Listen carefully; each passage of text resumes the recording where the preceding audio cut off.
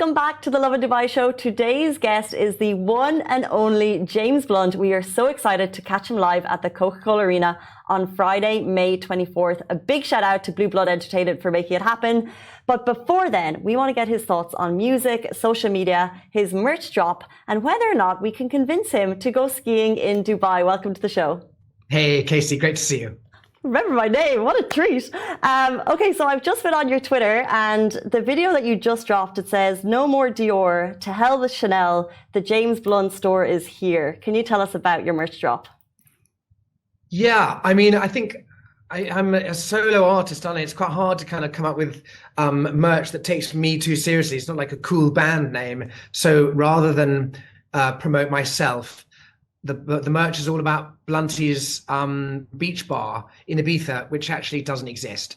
And so the merch is all based around an imaginary bar, which I suppose one day I'll probably have to open the real thing. Well, you've gone from pubs, so I've no doubt that bars are on the horizon for you too. But you used Twitter to launch it, and of course you are the undisputed king of Twitter, maybe just after Elon Musk. So I just want to get your thoughts, like how do you think Elon is doing at the helm of X?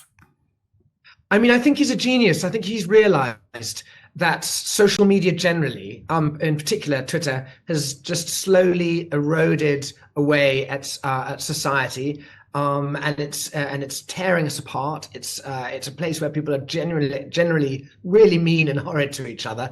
And I think his genius is he's gone and bought it, and he's killing the bird from within. And eventually, hopefully, we realize it's a place and we'll put down our phones and get back into the real world. Well, surprisingly, I feel the same. I do hope we get there. And you are the perfect example of, you know, people love to troll you because of the trolls that you give back. But like, there's you, but then there's your family. And do you sometimes feel the need to protect them from social media? Like, are they as good at putting that shield around them, so to speak, that you've managed to build? Because it's not easy for everyone, right? Yeah, I mean, I don't include my family in my work life. You know, I keep the two separate. In my public life, I really don't show them in any kind of tweets.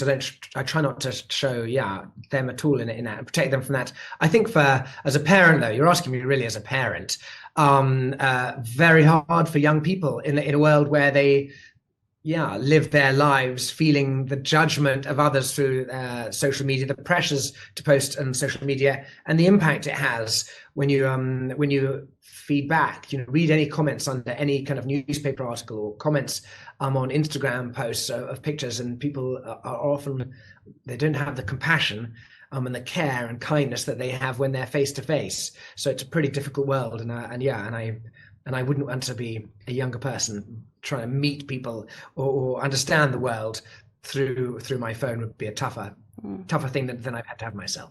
I agree. And do you have maybe tips for people who would like to build a thicker skin, whether it's on social media or in real life? Like, how did you build your confidence?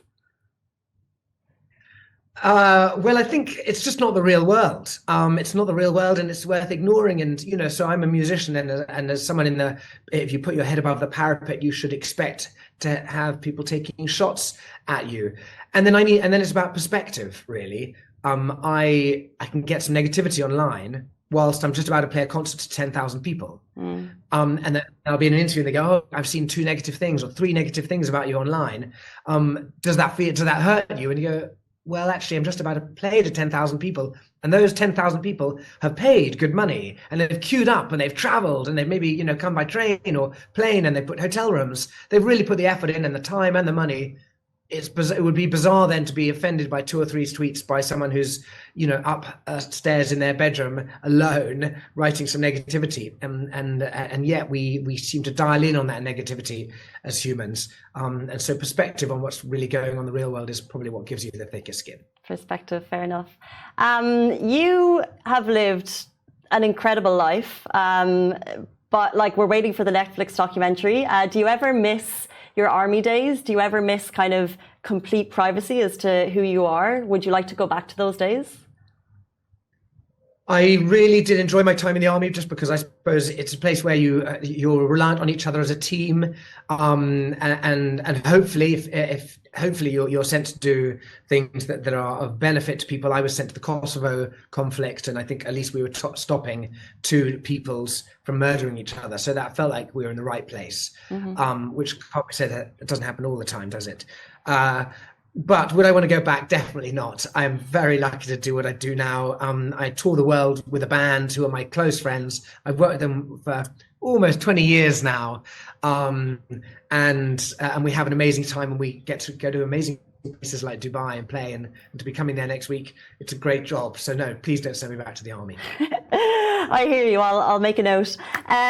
Speaking of living a wild life, of course, you're friends with Harry and Meghan, and I just want to quickly ask. You know, she's unveiled a British jam, and I just wondered if you'd had an opportunity to taste it. Not yet. No. Not yet. No. Okay. And you're coming to Dubai. And you've been here before, you're well loved in the region, and I just want to get a sense from you, what does a James Blunt live concert look like? What can we look forward to? Well, I think it's very different from what people expect, because they expect, one guy with his acoustic guitar singing weepy songs.